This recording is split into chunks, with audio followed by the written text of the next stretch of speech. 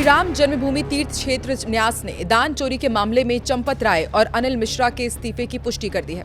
साथ ही बताया कि अगले बैठक में इस पर विचार किया जाएगा। राम मंदिर ट्रस्ट की ओर से जानकारी देते हुए बताया गया कि मंदिर के दान पात्रों से प्राप्त राशि के संबंध में न्यास के ही निवेदन पर उत्तर प्रदेश शासन द्वारा एक एसआईटी का गठन किया गया था और एसआईटी द्वारा सौंपी गई अंतरिम प्रतिवेदन यानी कि रिपोर्ट के आधार पर न्यास ने अब इस मामले में एफआईआर भी दर्ज करा दी है। इसके साथ ही दोषियों के खिलाफ सख्त वैधानिक और कानूनी कार्रवाई भी शुरू कर दी गई है।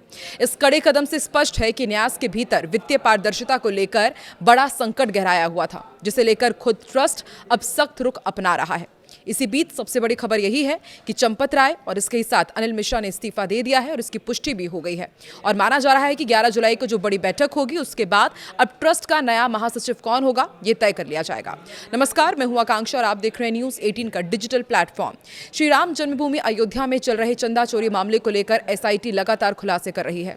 25 जून के दिन जहां एसआईटी ने अपनी जांच रिपोर्ट सौंपी, कुल 8 लोगों के खिलाफ एफआईआर दर्ज किया गया। वहीं शुक्रवार 26 जून के दिन राम मंदिर ट्रस्ट के 2 पदाधिकारियों चंपत राय और अनिल मिश्रा ने अपने पद से इस्तीफा दे दिया है। अब सवाल खड़े हो रहे हैं कि क्या आने वाले दिनों में कुछ बड़ा होने वाला है। श्री राम जन्मभूमि तीर्थ क्षेत्र के महासचिव चंपत राय और ट्रस्टी डॉक्टर अनिल मिश्रा ने अपने पद से इस्तीफा दबाव में दिया है। इसकी स्क्रिप्ट 8 दिन पहले हरिद्वार में लिखी गई थी। विश्व हिंदू परिषद की 18 और 19 जून को हरिद्वार में बैठक थी। इसमें अयोध्या से चंपत राय और गोपाल राव शामिल हुए थे और सूत्र बताते हैं कि आरएसएस के सर कार्यवाह दत्तात्रेय होसबोले ने दोनों से राम मंदिर चढ़ावा चोरी की जानकारी ली। चढ़ावे के हिसाब किताब में हेराफेरी को लेकर दोनों को जमकर फटकार भी लगाई थी। बैठक के बाद चंपत राय पर दबाव बढ़ने लगा था। संघ के बड़े पदाधिकारियों ने उनसे दूरी बना ली है। 19 जून को सीएम योगी आदित्यनाथ भी अयोध्या के दौरे पर आए थे। उस वक्त भी चंपत राय को सीएम के कार्यक्रमों से दूर रखा गया था। लगातार किरकिरी और बढ़ते दबाव को देखकर चंपत राय और अनिल मिश्रा ने आखिरकार शुक्रवार को अपना इस्तीफा ट्रस्ट के अध्यक्ष महंत नृत्य गोपाल दास को सौंप दिया है। दरअसल राम मंदिर चंदा चोरी मामले में गुरुवार के दिन अयोध्या पुलिस ने कुल 8 लोगों के लिए एफआईआर दर्ज किया था। ये एफआईआर मंदिर ट्रस्ट के सदस्य और समाजसेवी कृष्ण मोहन की शिकायत के बाद दर्ज किया गया। वहीं देर रात कार्रवाई करते हुए पुलिस ने सभी 8 आरोपियों को हिरासत में लिया और उनसे पूछताछ की जा रही है। 26 जून के दिन राम मंदिर ट्रस्ट से जुड़े 2 पदाधिकारियों ने इस्तीफा दिया था। लगातार अटकलें लगाई जा रही थी कि इन दोनों ने इस्तीफा दिया है या नहीं दिया है, लेकिन अब ये पक्का हो चुका है कि दोनों ने इस्तीफा दिया और अब इसे एक्सेप्ट करने के बारे में ट्रस्ट आगे जानकारी देगा। मंदिर ट्रस्ट के महासचिव चंपत राय और ट्रस्ट से जुड़े अनिल मिश्रा ने इस्तीफा दिया और वहीं गोपाल राय ने भी इस पूरे मामले से खुद को अलग कर लिया है। हालांकि वो राम मंदिर के ट्रस्ट के किसी पद पर नहीं है। जानकारी के मुताबिक वीएचपी और आरएसएस के दबाव में चंपत राय ने इस्तीफा दिया है। हालांकि ट्रस्ट की एक बैठक नृत्य गोपाल दास के घर पर हुई थी। इसी दौरान चंपत राय और अनिल मिश्रा से इस्तीफा मांगा गया। 7 जून को दरअसल राम मंदिर में चढ़ावा चोरी का मामला सामने आया था। इसके 18 दिन बाद ट्रस्ट के 8 लोगों पर एफआईआर दर्ज हुई। इसमें ट्रस्ट के बड़े चेहरों के नाम नहीं थे। इसको लेकर सोशल मीडिया पर किरकिरी होने लगी। विपक्षी पार्टियों के लोग बयानबाजी करने लगे कि बड़े लोगों को बचाया जा रहा है। चंपत राय के पास आरएसएस और विश्व हिंदू परिषद के नेताओं के फोन गुरुवार को पूरी रात आते रहे। कुछ नेताओं ने उन्हें इस्तीफा देकर मामला शांत करने की सलाह दी। इसके बाद चंपत राय ने शुक्रवार सुबह पूजा पाठ किया, फिर मणि रामदास जी की छावनी पहुंचे। ट्रस्टी डॉक्टर अनिल मिश्रा को भी वहां बुलाया गया और सुबह करीब 11 बजे दोनों ने ट्रस्ट के अध्यक्ष महंत नृत्य गोपाल दास को अपना इस्तीफा सौंप दिया। इस्तीफे की 5 बड़ी वजह क्या है ये भी आपको बताते हैं। देखिए, शुरुआती जांच में भूमिका पर सवाल उठाए जा रहे हैं। दरअसल चढ़ावा चोरी की जांच के लिए बनी एसआईटी की शुरुआती जांच में दान, चढ़ावे और प्रबंधन से जुड़े मामलों में अनियमितताएं के संकेत मिले। चंपत राय भी संदेह के दायरे में थे। एफआईआर और गिरफ्तारियां जो हुई उससे भी इनके ऊपर दबाव पड़ रहा था। एसआईटी की रिपोर्ट के आधार पर पुलिस ने 8 नामजद आरोपियों के खिलाफ एफआईआर दर्ज की और उन्हें गिरफ्तार कर जेल भेजा। इससे पूरे मामले ने गंभीर रूप ले लिया। पूर्व ड्राइवर का नाम सामने आने से और भी इनकी मुश्किलें बढ़ गई थी।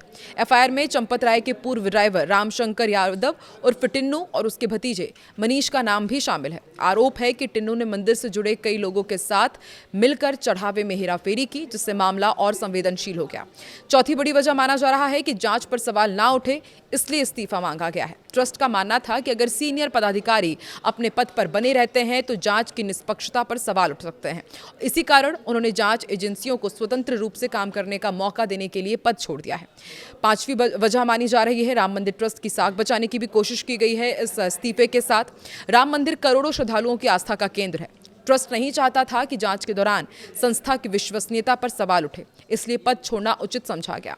हरिद्वार में हुई विश्व हिंदू परिषद की बैठक में साधु संतों ने कहा था कि न केवल श्री राम जन्मभूमि तीर्थ क्षेत्र ट्रस्ट की जांच हो, बल्कि ब्रह्मलीन स्वामी स्वरूपानंद सरस्वती के रामालय ट्रस्ट और राम मंदिर मामले में निर्णय आने से पहले मंदिर निर्माण की गतिविधियों को चलाने के लिए गठित श्री राम जन्मभूमि निर्माण समिति के भी अकाउंट और खर्च की जांच होनी चाहिए। चढ़ावा चोरी पर साधु संतों में आक्रोश और स्थिति बिगड़ते देख विश्व हिंदू परिषद की केंद्रीय प्रबंध समिति की 26 जून से अयोध्या में होने वाली 4 दिवसीय बैठक भी टाल दी गई है। ये बैठक कारसेवकपुरम में होनी थी।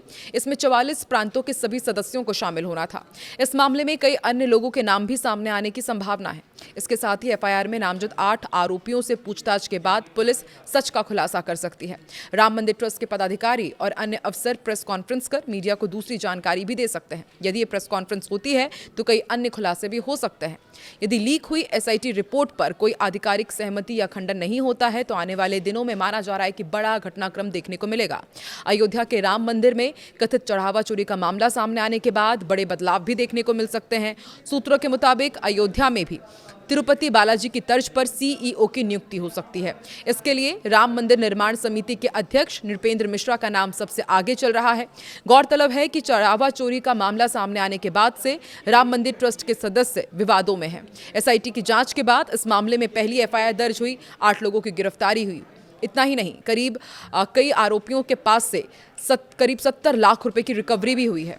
अयोध्या में राम मंदिर के चढ़ावे में कथित चोरी और इस संबंध में 8 लोगों के खिलाफ दर्ज एफआईआर को लेकर कांग्रेस सांसद तनुज पुनिया ने सरकार पर निशाना साधा। उन्होंने कहा कि ये करोड़ों श्रद्धालुओं की आस्था से जुड़ा एक गंभीर मामला है। पुनिया के अनुसार देश में अब इंसानों के बाद भगवान के साथ भी धोखाधड़ी हो रही है। उन्होंने आरोप लगाया कि सरकार इस पूरे मामले में लीपापोती कर रही है। 8 लोगों के खिलाफ एफआईआर दर्ज होने पर उन्होंने कहा कि ऐसी सैकड़ों एफआईआर केवल मामलों को रफा दफा करने के लिए दर्ज की जाती है। दावा भी किया कि इस प्रकरण से सरकार को गंभीर राजनीतिक नुकसान होगा। कांग्रेस सांसद ने कथित चोरी के मामले में चंपत राय और अनिल मिश्रा की भूमिका पर भी सवाल उठाए और कहा कि इन दोनों का केवल इस्तीफा हुआ है, जबकि उनके खिलाफ एफआईआर दर्ज नहीं की गई। पुनिया ने मांग की कि दोनों के खिलाफ एफआईआर दर्ज कर उन्हें जेल भेजना चाहिए। तनुज पुनिया ने आरोप लगाया कि सरकार के संरक्षण के बिना इतना बड़ा मामला संभव नहीं हो सकता। उन्होंने इस पूरे प्रकरण की निष्पक्ष जांच की मांग की है और ये पता लगाने को कहा है कि सरकार में कौन लोग कथित तौर पर संबंधित व्यक्तियों को संरक्षण दे रहे हैं। पुनिया ने यह भी आरोप लगाया कि मंदिर में आने वाले चढ़ावे का दुरुपयोग भाजपा चुनावी खर्च के लिए कर रही है। उनके अनुसार सरकार ने इस व्यवस्था को भ्रष्टाचार का अड्डा बना दिया। उन्होंने कहा कि भाजपा धर्म के नाम पर राजनीति करती है और मंदिर के चढ़ावे से धन जुटाकर चुनाव में खर्च करती है। उन्होंने ये भी आशंका जताई कि इस मामले में कार्रवाई केवल निचले स्तर के लोगों के खिलाफ होगी, जबकि मुख्य लोगों पर कोई भी कार्रवाई नहीं की जाएगी। और आपको क्या लगता है कि क्या बड़ी मछलियों को बचा लिया जाएगा? क्योंकि 8 जिन लोगों पर एफआईआर दर्ज की गई है उनमें कोई भी बड़े नाम शामिल नहीं है। हालांकि अब चंपत राय और अनिल मिश्रा ने इस्तीफा सौंप दिया। अब आने वाले दिनों में इस पूरे मामले में क्या होने वाला है, कि क्या बड़े लोगों पर भी गाज गिरेगी? आपको क्या लगता है? कमेंट सेक्शन में जरूर बताएं।